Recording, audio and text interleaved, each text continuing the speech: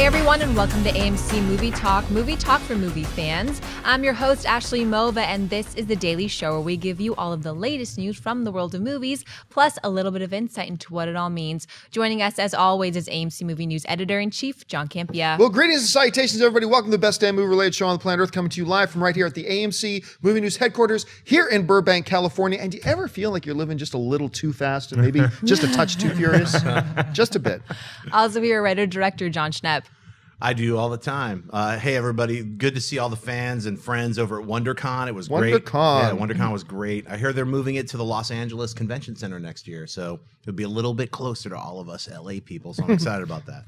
Also here, AMC's Mark Ellis. Yeah, I was at WonderCon too. Great to see everybody there. The best fans in the world. And speaking of passionate fans, the Orioles are still undefeated on opening day, ladies and gentlemen. 162-0. We're taking it this year. All right, it was a record-smashing weekend at the box office for the Fast and Furious franchise as the new Furious 7 opened to the biggest April release in history with $143 million. It also marks the largest opening for the series in its 7-film history. In second place is the animated film Home, dropping less than 50% from its opening weekend, making $27.4 million. In third spot is the Kevin Hart Will Ferrell comedy Get Hard, making $12.9 million. Cinderella holds onto the number 4 spot for the second week in a row, making an additional $10.2 million, pushing it to nearly $400 million worldwide. And rounding out the top 5 is Insurgent, making $10 million. John, what stands out to you in this week's box office breakdown? Well, the biggest thing that stands out to me is this. This weekend, clearly and thoroughly behind his back, I was making fun of John Schnepp a lot, saying, you know, my buddy Schnepp, he could tell you who was the caterer and the assistant art director on a 1927 black and white film. He can tell you everything about anything about movies. But man, when it comes to his box office predictions, I think that movie's going to be number 1 for 17 weeks in a row. Really? That movie's going to make $800 million. So he makes this ludicrous prediction. This is like unbelievably stupid prediction that I think Fast and Furious 7 is going to make $150 million. And in my head, I'm like, here we go again. Oh, he crushed it. I mean, he was off by, out of 150, he was off by 7 million, as opposed to like Mark and I, who were off by 43 million? Yeah, I had it at 105. Oh, you were closer than me then. I had it at 98. I had it at 98. You had 105. So I was off by $45 million. I was off. Schnepp, when he does get it, man, he crushes it. It's rare. It's very rare. But I got this one and Guardians of the Galaxy. I was like, man, it's going to be the sleeper hit. And everyone was like, no one knows about it. It's a tree and a raccoon. I was like, I'm telling you. And so I could claim those 2 movies, and I could also claim a lot of other failures, but we won't talk about those. Let me enjoy my victory. Enjoy the victory. Enjoy the victory. Look, let's put this in perspective, too. At $143 million, as Ashley mentioned, it is the biggest box office opening in April history. The second place, the one that was number 1, was Captain America Winter Soldier at $95 million. Totally destroyed that. It is the 9th biggest opening weekend in film history. And no film has had a bigger opening weekend since 2013's Hunger Game Catching Fire. Wow. Like that's how big of an opening this was. You think people have been hungry to get back into the movie theaters to see some quality big blockbusters again? Yes. I think this bodes incredibly well for all the big blockbusters we have coming out. I think there's a hunger there for people to see stuff like this. So it was really good to see Cinderella hanging there. Cinderella held on to the number 4 spot for a second week in a row. It's now like almost $400 million worldwide. So those are the things that stand out to me. Schnepp, what about you? Well, also that not only that Fast and Furious made so much money, but it definitely comes from like the vibe, the word of mouth. That's why I even said that much, because everyone's like was looking forward to that film, and that's kind of the one that everybody seems to touch on this summer, aside from the other big movies. What sticks out to me is that Home came in number 2. Once again, that just really shows you, even though it didn't get really good reviews, that it didn't matter. It's people want to see animated content, and they want to be able to families take their need something to take their kids to. Families need some fun on the weekends, and that's what the Home is providing them, I think. $27 million. I didn't know that many people could squeeze into the movie theater with the lines that were for Furious 7. I mean, that movie made $143 million and caused about $900 million worth of speeding tickets this weekend. I think it's great. I think this is exciting for the rest of the summer. Like what you said, John, is that now the Avengers, the bar has been set, I think, a little bit higher than even Age of Ultron. They're sitting back like, whoa, how much money are we going to make? Like, because again, Captain America, it pales in comparison. That opening weekend, now $98 million, doesn't look so good. Right. So it seems like every year we have a movie come out and it sets the bar, it sets the standard higher for what an opening weekend can do. And this did it again. And I think that we talked about it on Friday when certain other members of the show were actually seeing the film. We were talking about how much could this movie possibly make. And the death of Paul Walker, I think, as sad as it is, it lends a level of intrigue that you didn't have with any of the other Fast films in the franchise. The Rock's back, Vin Diesel's back. The trailers were great. They showed a great action sequence in all the commercials for it. So everybody wanted to see it. It looked awesome. Critically, it didn't disappoint anybody. I think everybody walked out saying it was what they wanted to see. So $143 million, my God, it's going to be real interesting to see how this movie holds up this coming weekend. Well, there's not a lot. Like, what do we got? There's not a lot of competition there's not a whole lot opening against it. And here's the other thing. I think its success, I think, also speaks to the fact that people love Fast 6. I mean, and there's been a snowball effect happening ever since. I still believe that number 4 turned this franchise around. 5 brought in The Rock and brought them to a whole new level. And then 6 was even bigger, more bombastic, and everybody loved it, huge money. And so you've got a combination of things. They're getting out of the gate first with the big summer releases. They've riding that wave of momentum. They're putting into it the things that people want to see in it. And yeah, even though full kudos to Universal for not capitalizing on it, the tragedy of Paul Walker, I think you're right, added more intrigue. And it just was a perfect storm of stuff come together. And it's congratulations to them for it. You know? And they added an element of a villain where I don't think that you got, like a lot of times in these other films, some of the major villains are just the cops that have their sirens on. Now you knew Jason Statham was going to be the bad guy. Maybe the addition of Kurt Russell, the more star power that was in here, I think maybe up the box office a little bit too. Yeah, and let's face it, Ronda Rousey, I'll be shocked if she doesn't get a Best Supporting Actress nomination. No. But don't tell her I said that. All right, what's next? Fox has released a number of interview clips with Fantastic Four director Josh Trank and writer-producer Simon Kinberg discussing the cast of the new movie. Trank revealed that Miles Teller had previously auditioned for a role in Chronicle and thought he was amazing. The pair also said Kate Mara landed the role mostly because of her family chemistry with Michael B. Jordan. Kinberg went on to talk about the family dynamics in Fantastic Four, saying the following: "I remember the first time I read a Fantastic Four comic and all the dynamics that are like good and bad that are part of being in a family or playing out in a comic book. And I had never really seen that before." Schnepp, hearing about the cast and dynamics, do these interviews affect your anticipation level for Fantastic Four? Yeah, in fact, they raised the bar for me. Like, now I'm even more excited to see the films. Like, to hear someone like Simon Kinberg say those things about the original Fantastic Four comics is exactly what I liked about it. It had that kind of fun playfulness and family element, but not like the way the movie versions, the first 2 Fantastic Four films went a little too comedic and broad. It was more so like, wouldn't it be weird if like these people who knew each other all of a sudden became mutants, or mutated and stuck together and became a family, So I'm looking forward to that, and I really like what Trank said about the chemistry between Johnny Storm and Sue Storm as brother and sister, and that's why he cast those actors. I think that erases any other thoughts that people might have about the situation. And I liked also hearing about Ben Grimm, and he's going to probably have a lot of hidden anger. And because the Thing, imagine if you just turned into a creature that looks like a bunch of rocks. Don't think you'd be too happy about it. So I think there's unless it was like The Rock. Right. If you suddenly mutated, then suddenly look like The Rock. The Rock, like Dwayne The Rock Johnson, then you wouldn't have that many complaints. You might be like, I just want this one tattoo removed. That's about just the one, to keep the rest. Just that one. I don't know how many complaints. Probably no complaints. But anyway, yeah, I think the interview was great, and it's just a good precursor to actually seeing the film now for me. I completely agree. The more you hear and the more we learn, like everybody knows, I had negative feelings about this project first of all, because the first 2 are so bad. And then they decided to go the route of the Fantastic Four babies, and I didn't like that at first. But, honestly, ever since that, everything I've seen and everything I've heard has been positive. Blogger Dr. Doom notwithstanding. But I'm willing to give them the benefit of the doubt and see what they mean by that and how does that actually play out. The one thing that I think it was Trank that said this, that was the most intriguing to me in this interview, was Trank saying, look, I've obviously worked with Michael B. Jordan before, and I have always thought and him and Kinberg just both started nodding. I've always thought that Michael B. Jordan, both on camera and off camera, completely embodies and epitomizes Johnny Storm. And that was exciting to me. Once again, taking away from the fact that his skin color, Johnny Storm being white or black, is actually inconsequential to who his character is. Totally. Completely, unlike, say, I don't know, Black Panther, which the color of his skin is kind of relevant to who his character is. Kind of important. Kind of important, but Johnny Storm is not. And the fact that he nails who Johnny Storm is. Let's get him.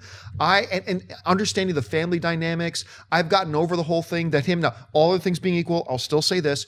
There's a part of me that kind of wishes they got an African-American actress to play sister if they were going to go with Michael, but they've sold me. I have bought into this whole that they're adopted siblings at this point, and they can still pull off that family dynamic, which is no reason why they shouldn't be able to. So I'm with you. I hear this, and it even elevates my anticipation and excitement for this even more. Yeah, I don't care what his skin color is as long as he turns orange, and it looks cool when that happens. But I sat down to watch these clips, and I was like, this is just going to be a puff piece. This is going to be, obviously, they're just going to say nothing but nice things about the actors, and we're so excited about this project. Then when I watched it, I was like, you know what? I did feel like they were being honest, that they are really genuinely excited about this project, because I've heard some rumors that the set wasn't that great to work on and that there was a lot of butting heads, but this seems like you guys reference family. And what did we just see? A movie that references family that came out this past weekend made $143 million at the box office. And when you take elements it's like what you said, Schnepp, Kinberg really appreciates the source material, and Trank really likes these actors in these roles. The one that stood out to me the most was when he's talking about Jamie Bell. And he said that Jamie Bell, because when you cast him as the Thing, it's like, that doesn't really, he's not a big dude. I don't really get That's not Michael Chiklis. But he's got all this anger inside of him, and that he can make that come out. So I wasn't negative. I wasn't down on the fact that they were making a Fantastic Four film. I just didn't really care. Now I'm kind of intrigued. And I think we all are really curious to know, John Schnepp, what is this movie going to make opening weekend? I predict the Fantastic Four will make $100 million. that actually might be a more reasonable one. That's a reasonable one. No, I'm not joking, because I think it's going to be a sleeper hit, and word of mouth will actually escalate the Friday to Saturday. I hope so. As long as it's good. We were talking about that right before the show started. It's like, how can this Fantastic Four not be good? I mean, it's got all the right elements. Yeah, they seem to. You know, the other thing is, there's still some people who aren't sure about Kate Mara playing it. And you know what? I went back and I rewatched House of Cards season 1 a few weeks back. If you have any doubts about Kate Mara, go watch season 1 of House of Cards. It's on Netflix, and then let those doubts be put to rest. She is a phenomenal actress who carries. Look, when you get a girl who's got to get on screen, a physically small girl who has to hold her own on screen one-on-one with Kevin Spacey, and she does it, you got something special. I'm excited. I'm getting more. Actually, I'm beyond being. Look, I'm excited about this movie now. I really am. All right, folks, we've reached that part of the show for buy or sell. Here's how this works. In front of her, Ashley's got a few other items in the world of movie news. She's going to run them down, and those of us at the table are simply going to say whether we buy it or sell it. So, Ashley, what do we got? In a recent interview, Machete actor Danny Trejo revealed that he and director Robert Rodriguez are working on a new Machete movie that will be called Machete Kills Again in Space. Trejo said the following: Robert and I are going to start to do Machete Kills in Space, so that's going to be awesome, absolutely. We're going to be working on it this year. Mark, buy or sell the idea for Machete Kills Again in Space? I mean, I like the idea if you're a fan of this franchise so far, but I'm going to sell it because I don't care about seeing this movie at all. I get what it is. I like the first Machete, okay. The second one, I thought just missed the mark. I saw that it was going for this fun B-movie tone. I didn't like Mel Gibson in it at all. I like Danny Trejo in the film, but it just seems like that he could be used. There's so many better projects that I think that Robert Rodriguez and him could be working on. But if this is what they care about making, then fine. I think if you were a fan of the second one, that this should be welcome news and that you should buy this. For me personally, I'm going to sell it because I just don't care about it. I think I get it, that it's fun celebrating jumping the shark, but it just doesn't seem like a full movie's worth of fun to me. I enthusiastically sell this. With enthusiasm, I sell this. I mean, we were all so excited about the first Machete, and the first 10 minutes of the first Machete delivered on the promise of Machete. Yes. And then it just went to garbage after that. It became boring and insufferable. And then the second one, there were a few, I got to admit, there were a few moments that made me laugh and smile and stuff like that. But overall, I thought it was a waste of time. The second Machete movie made less than 1/3 of what the first Machete movie. I think the first Machete movie made like $45 million. Second one made like $15 million. I'm also on the verge of giving up on Robert Rodriguez. I'm on the verge. I mean, even look at Sin City, right? First Sin City's great. It makes like $158 million. It's all that kind of stuff. But then he goes into the slump and then comes out with Sin City 2 way too late. I was quite disappointed. I didn't think it was awful, but I was quite disappointed with Sin City 2. And it made like $38 million, like less than a third or a quarter of what the other one made. Now Machete in space. Here's the word. If we were playing, what's the word? The word today would be desperate. I feel like the word is desperate. So for me, it's a sell.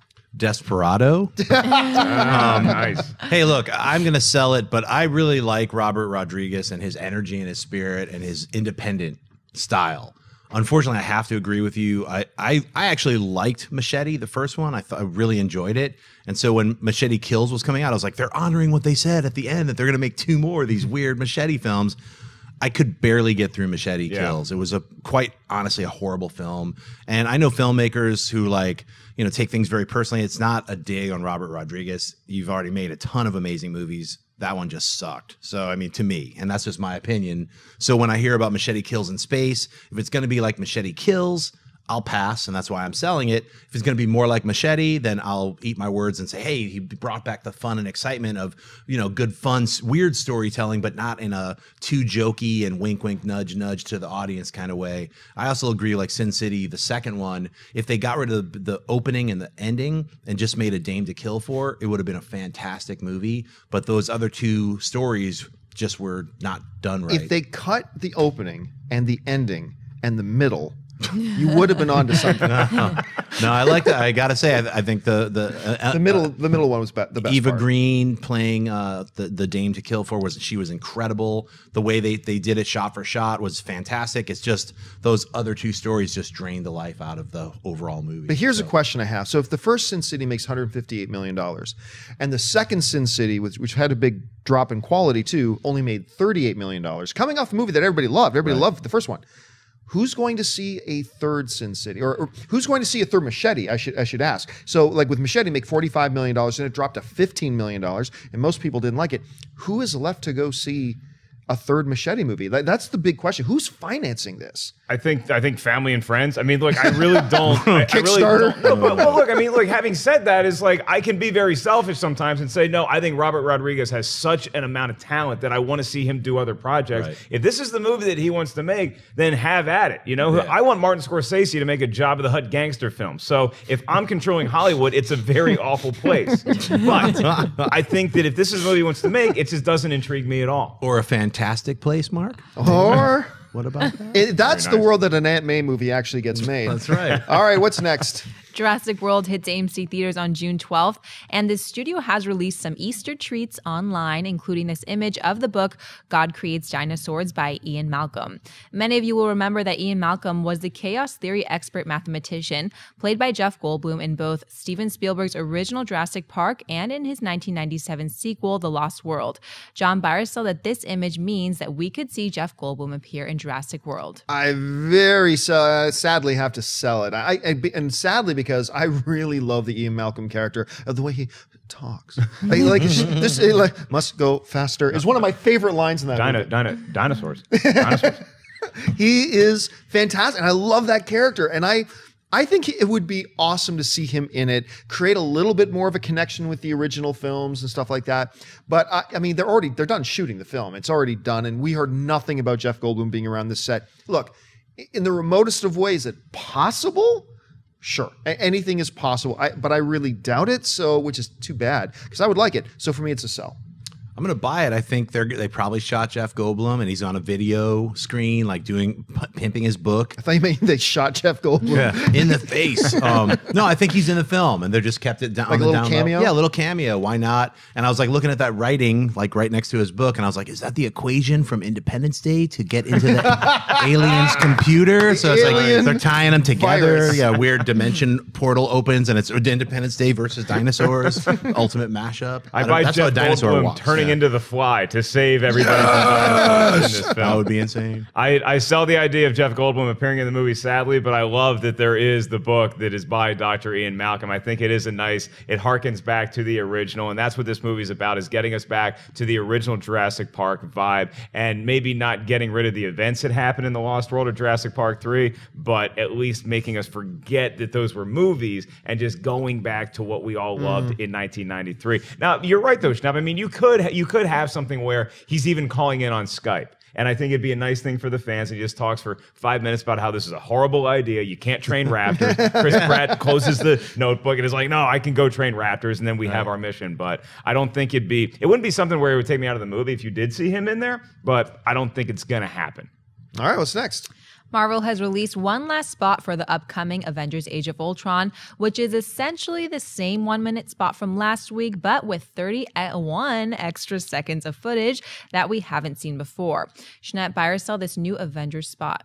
Enthusiastically buy it. Also, if you haven't seen the 2 other spots that they're running on TV and on the web, you could check those out. And those are completely brand new footage shots of Hawkeye and Captain America. But yeah, this extra 30 seconds was great because we've all seen that. You know, she picks up his shield, and then you see her. You know, spoiler, she gives Captain America the shield back, and he knocks off Ultron. So it just shows you like that they've really choreographed this film really well. It's just action when they cut loose. I can't wait to see this film. Am I still buying stuff? Yeah, enthusiastically buy. When is the Avengers coming out? I want to see it tomorrow. Is it right now? Well, I mean, I do buy it, and actually, the 3 of us, we are seeing Avengers on Thursday. Oh. So, yay! We're very excited. I buy this trailer. I'm not usually a fan of when they release just the same trailer with a little bit extra, but this was a full substantial 31 more seconds, and it felt like a totally different trailer. This trailer was very much a Black Widow and Captain America centric kind of trailer by the end of it, and that whole shot that you were just describing. First of all, Captain America going toe to toe with Ultron, and then her swooping on the motorcycle under the truck, throwing up his shield so he can hit Ultron with it. Awesome, badass shot. Again, they showed the spot that was already in the trailer before, but Captain America on the motorcycle flipping over his own handlebars and throwing the bike. To me, that is the money shot. I cannot wait to see that. And then that little Black Widow thing at the end. I think we saw the shot before. I can't remember, though. But like she pulls out the double lightsabers at the end. Right. I'm sure they're not lightsabers. George Lucas, don't worry. They're wasp stingers. Wasp stingers, or whatever. They're called. Black Widow biters. But I cannot wait to see this movie. I'm so stoked for it. Thursday can't get here fast enough. Anyway, Mark, what about you? I totally buy this. I mean, and I'm glad, and I don't want to rub it into everybody else who has to wait until May to see it, but the fact I'm seeing that Thursday cannot get here quickly enough, because I don't know if they're going to keep releasing these little nuggets of more Avengers footage. I didn't need to see any of this stuff. I watched it anyway, and I was happy that I did. It didn't give away anything, which is great, and the action sequences look great, but I also love the cocky tone that the Avengers are going into this battle with. I love when Sam Jackson as Nick Fury is like, he says something like, let's show them what we do, and then it shows Tony Stark just grabs, part of the Iron Man suit. Captain America grabs his shield, and it's like, let's go do this. And they don't know fully what they're getting into. We're Kentucky going to play Wisconsin. That's exactly what it is. And speaking of that, I think if you watch March Madness, if you watch the National Championship tonight, they might air some of this or portions of the other ones. They have been throughout the college basketball season. So I hope this is, for all the other fans out there, I hope this is the last thing that they show to get us pumped for it, because it's at a fever pitch right now, and I don't know how you can elevate any more without showing us too much of the film. But I mean, I think the thing's like 2.5 hours long too. Yes, I love when I love when a giant epic film is that long, because then you feel like I'm getting my money's worth. I'm not going to drink any water that entire day. I want to be sitting in that theater the entire time. All right, folks, we've reached that part of the show for Mailbag. Listen, if you've got a topic or a question you'd like us to address on the show, you can email us anytime at amcmovietalk@gmail.com. Check it out. See if you get your question on the show. Maybe it'll be on AMC Movie Talk. Maybe you'll see it on our weekend show's AMC Mailbag. But for now, let's see what's in the mailbag. So, Ashley, what do we got? Chris Skaggs writes, like everyone else, I can't wait for B versus S, but when I see Henry Cavill off camera in his suits, I can't help but feel like I'm looking at the next James Bond. What do you guys think? Could he take over after Craig? Thanks and keep up the great work. Well, what a lot of people forget is the director of Casino Royale is a guy by the name of Martin Campbell. And Martin Campbell picked this young 22-year-old actor at the time named Henry Cavill to be James Bond. He was the director's pick. The producers went over the director's head and said, no, we want somebody older to suit the role better. And we ended up getting what I feel is the best James Bond we've ever had in Daniel Craig. I love Daniel Craig as James Bond. But a lot of people forget that Cavill was right in line to play James Bond. So the concept of him becoming the next Bond is not all that far-fetched. Think of it this way, too. Jump back a bunch of years when director Bryan Singer was making Superman Returns. He had this kid in line to play Superman by the name of Henry Cavill. And they ended up going with Brandon Routh, who I thought was played a great Superman. And then a little bit fast forward now a bunch of years, and Henry Cavill plays Superman. Right. Could we see the same pattern repeat itself? Hey, look at it this way. If he really crushes it in this new Man from U.N.C.L.E. movie, I think it's going to have everybody talking about. I think people are going to be talking about Henry Cavill as the next James Bond the way they were talking about Pierce Brosnan being the next James Bond before it was announced he was the next James Bond. I think that could actually happen. So I would not be surprised by it, and I would actually welcome it. Mark, what do you think? He could be the British Chris Pratt, is what you're saying. He really we just could. Consider him for all these major franchises. That's the question. Is the only thing holding him back would be the fact that he is Superman in the DC cinematic universe. So can you have him do that and be James Bond? Are we being oversaturated with Cavill all of a sudden, if that's the case? I think that they will go with a younger James Bond when Daniel Craig decidedly, he hangs up the suit for the last time. Maybe you see Idris Elba in a James Bond movie because the fans want it so bad, but I think that Henry's one of those guys that has a shot if they don't feel like the Superman logo looms too large over the martini. I think Henry, like you said, he was up for being James Bond and he was up for being Superman. Like I've seen all the actual costume tests and everything. And he was actually, I think McGee had picked him when it was the J.J. Abrams. They're like, that's the guy. And then Ralph saw that, when Singer saw the other footage, he was like, I want that guy because he's more like Reeves. So anyway, I don't think he'll be picked as James Bond because he did do the Remington Steele. He was going to be Superman. They went with another guy. Then he got his chance. He nailed it, Man of Steel, and now he is Superman for the foreseeable next 10 years, if not 15 years. I mean, you got to think about like DC's in it for the long run. They've announced 5 years of programming, 5 years of movies where he, as Superman, is going to play a pretty strong part in Justice League and in a Man of Steel and maybe popping up in other films. You don't know, but he's basically branded as Superman. Will he get rebranded as James Bond? I mean, I don't think so. I think, he got the chance of a lifetime. When you're up for both of those roles, you're going to either be James Bond or Superman. You don't get it. And then they come back and then he got to be Superman. So I think he already won, All right, what's next? Emmanuel B. writes, hey guys, love the show. This came to me while talking to a friend. What if Michael Bay directed a Fast and Furious spinoff with Hobbs or someone else? This franchise is kind of still his, and I would love to see a spinoff on Hobbs. It also can't be as bad or worse than Transformers 4. Thanks. Okay. Everybody knows how much I hate Transformers 4. That being said, I am not on the total out and out down on Michael Bay. I believe Michael Bay brings with him, he's a very unique director, and he brings with him a certain set of tools and skills in his tool belt, in his director tool belt, that I believe makes him uniquely positioned to direct certain types of movies. That's why I was excited when I heard he was directing the first Transformers. I thought he did a good job on the first Transformers. One of my guilty pleasure movies is Armageddon. I love The Rock, the movie The Rock, and all that kind of stuff. A Hobbs, which is The Rock's character in Fast and Furious, a Hobbs spin-off movie. First of all, if you saw Furious 7, I think they got to do a Hobbs spin-off movie. They've made this character just one of the coolest characters in the world right now. I actually think Michael Bay is the guy to direct a film like that. I believe the tools that he brings along in his belt are the tools you need to make a movie like that. A bit ridiculous, way over the top, really bombastic, all that kind of stuff. I think Michael Bay's not the guy to do it, but he would certainly be in the barrel of monkeys that I would pull out of to direct this film. I think it would actually be a really nice fit, which I know it sounds odd coming from the guy who called the Transformers 4 one of the worst movie-going experiences in the last 5 years, but that's where it went. I think he could be a good guy for. I don't know. Shep, am I way too optimistic about this? No, because I agree with you. It was one of the worst movie-going experiences of the last 15 years. It's horrible. I left for 15 minutes and I was like, oh my God, it's still going on? It's not even half over? Anyway. I misread that. At first I thought it was like, Michael Bay's directing Calvin and Hobbes. I was like, what kind of world did I wake up in? But you know what? I completely agree with you. I think Michael Bay is a very talented director, and I love The Rock. I mean, not just Dwayne The Rock, but The Rock the movie. Yeah. And I also really love Pain and Gain. And I think he's a talented director. I keep forgetting about, Pain and Gain. He's done a lot of fun, good films. Transformers, none of them are good films to me. So I feel like, they equate just a popcorny kind of people who like the robots, but then I don't know. I can't wrap my head around the Transformers world of the movies. I just can't. So I know a lot of fans out there love the Transformers movies. I'm glad you dig them.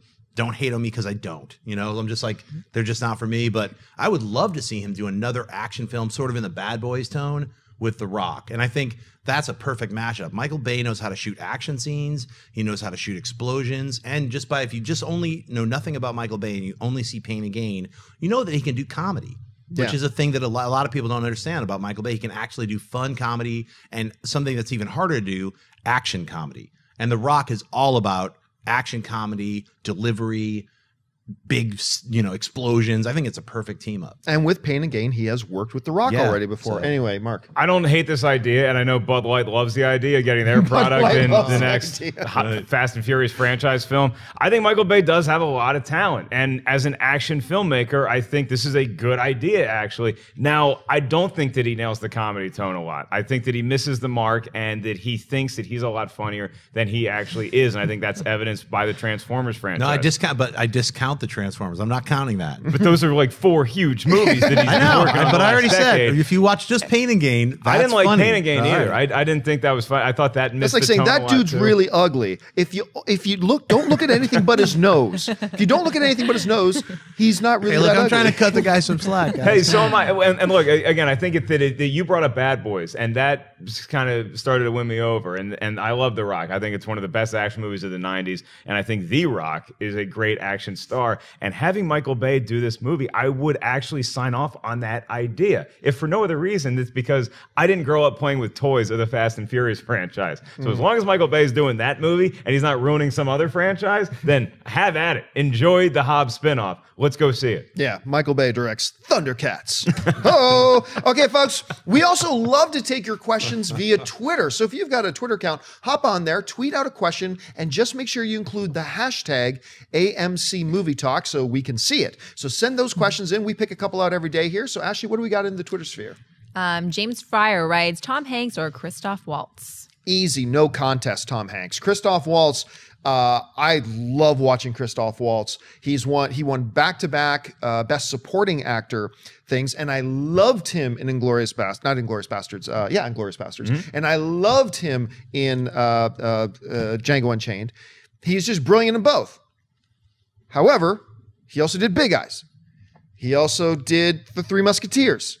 He was not so great in The Green Hornet. When he's playing that character, when he's playing that guy that you see in Django Unchained, and that was the slightly good version of the same character he played in Inglourious Bastards, when he's playing that guy, I could watch him all day. But make no mistake, Tom Hanks is one of the greats. 5 Best Lead Actor nominations. One of the only human beings ever in the history of this planet to win Best Lead Actor Academy Award back-to-back.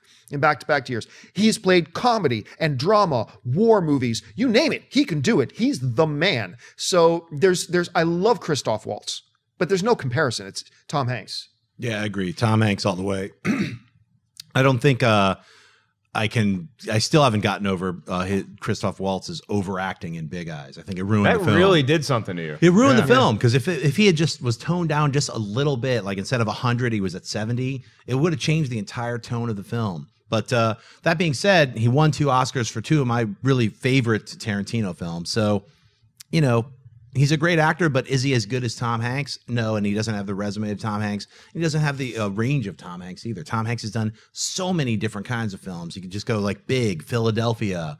What was the crazy film noir where he played Road to Perdition? I mean, there's so many different facets to Tom Hanks. He's such an incredible actor. He's easy to write off and forget because he's such a likable guy and he's such, oh, it's Tom Hanks, like Captain Friendly or whatever. But he can go to so many different levels and layers. He really is like one of the ultimate actors. Christoph Waltz sounds like the villain in Captain Friendly, the movie. So yeah, I got to take Tom Hanks just because of his versatility. I mean, you look at where he started, where he was in Bosom Buddies, and then he started making screwball comedies like the Bachelor Party and stuff like that, and Splash, and then he started making movies where he was a little more dramatic in every movie. He started winning Oscars. He started every time he stepped in front of a camera, he was a contender to win Best Lead Actor. Him in Castaway, I think, might be my favorite Tom Hanks performance, where he was nominated but didn't win for it. And I think Christoph Waltz is fantastic, but Tom Hanks is just one of the all-time greats. All right, what's next? Ben Brown writes, why is there so much disconnect between fans and critics sometimes? Well, I think a lot of times it gets overhyped, the disconnect between, most of the time, especially when you're looking at big films, out of 100%, you'll normally find, most of the time you'll find that the critics and the audience, their ratings are usually within 20% of each other, and usually much closer than that. But sometimes they'll be much further apart. Let's say Get Hard. I think Get Hard is one of those films where there's like a 40% difference between critics and the people who saw the movie. Mostly, and same with Home, there's about a 25% difference between Home and the critics. I attribute a lot of that to, if you're going to go see Get Hard, the chances are you're somebody who's predisposed to liking Kevin Hart and Will Ferrell type of comedy. You are predisposed to wanting to see that movie. If you got a bunch of kids, whatever, you're probably predisposed to want to go home. And so you got people that are going to go see those movies who have already chosen, I think this is the type of movie I will like, whereas all the other people who think, I don't think I would like that, stay away from it, and therefore you don't get their ratings coming out. Critics, however, Mark goes to see all the movies, whether they're ones he thinks he's going to like or things he's not going to like. So he's completely unbiased when he goes in to watch it, and he watches it and he gives his rating. So I think a lot of the times when we see that disproportion between the critic rating and the fan rating has to do with the fact that it's people all across the board and film taste with the critics to go see it. And it's generally speaking people who are predisposed to liking that type of film when they go to see it. And I think for the most part, that's why. There are a million different reasons. There are many other reasons, I'm sure. But that's one of the biggest ones that stand out to me. Schnepp? Yeah, I think you covered it. Also, it just happens to be like the convenience. Like we were talking about, like, hey, what can I bring my kids to see? Oh, Home is playing. Let's go see that. They're not really going to look at what a critic said about, oh, the story fell apart in the third act. They're like, we don't really care. The kids are going to love it. So it's one of those things where sometimes it's being in the right place at the right time and being released at the right moment when there's not another animated film, which means, hey, we got an extra flavory 5 million or an extra flavory 10 million, or if it's evenly matched, if it's 50-50. But I don't think a lot of people, like you said, are going to be reading the critics when it comes to, say, Transformers. Obviously, Transformers 4 made over $1 billion worldwide. Yeah. And every one of my peers that I know absolutely hated the film. Not just disliked it, but hated it. And it made over $1 billion. So remember, just Can you because... imagine how much it would have made if the critics and everybody loved it? It was good. If it was actually good. If it was good, you know how much money that movie would have made? $5 billion. Yeah. We would be living in a Transformers world. We'd all be like, yeah, they made the cars are Transformers now. They just did it for free because they made so much money they gave every single person a car. That is a Transformer because they made so much money. That's how much, if it was actually a good film. So... that's what I mean. It's like, people are going to go see a movie because they want to see a movie.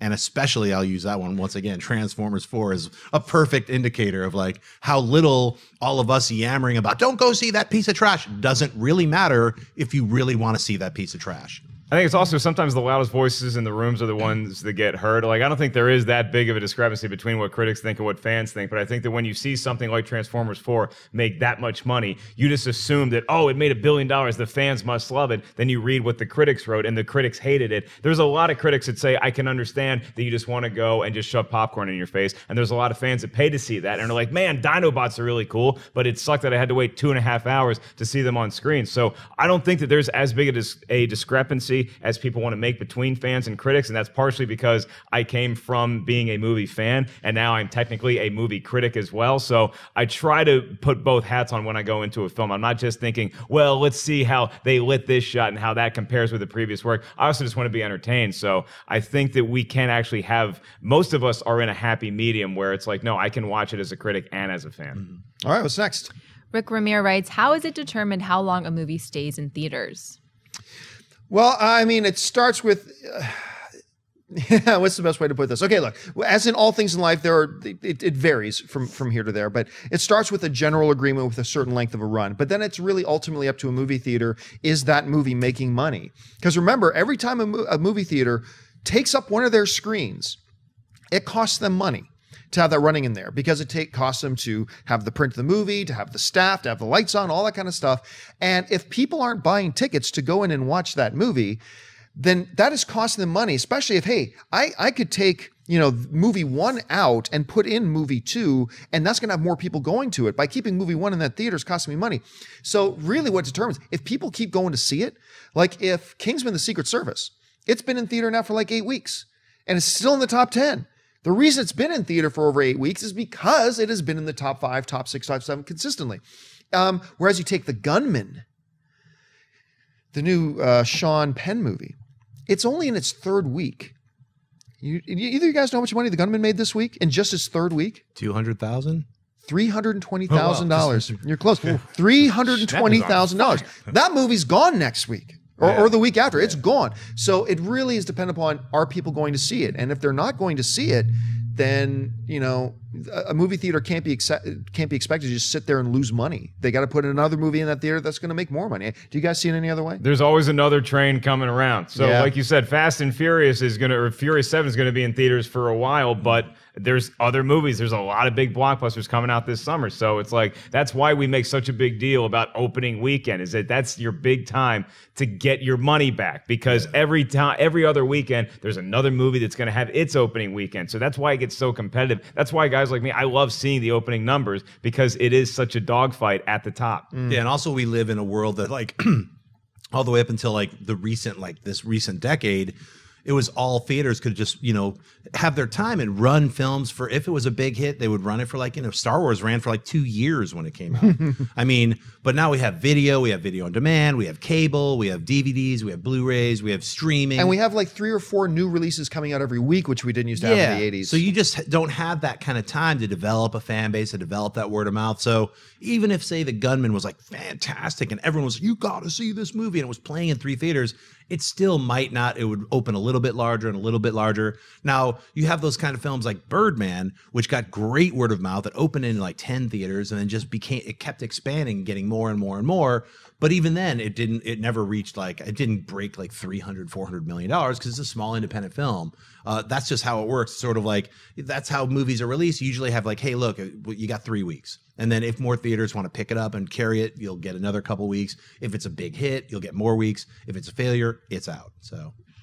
All right, folks, that'll do it for us for this installment of AMC Movie Talk. Thank you so much for joining us. And listen, don't forget, we are now in phase 3 of AMC Movie News, which means we got a whole bunch of other shows that you guys should be checking out. Make sure you're tuning in if you're a fan of indie films. Check out AMCI Indie Spotlight, being hosted by Amy Rose Eisenbach. Check out AMC Coming Soon to talk about all the movies coming out this particular week. Look at AMC Rewind with John Schnepp and Alicia Malone talking about all the great films from the past. Talking about AMC Jedi Council with Maude and Christian and myself, talking about all things Star Wars. AMC Heroes is on Tuesdays with John Schnepp hosting as well, talking about all the great comic book films coming out. And Mailbag on the weekends. We got a lot of stuff going on. Make sure you subscribe to our AMC Movie News YouTube channel to keep up to date on all the new shows that are coming out all the time, talking about all things movies.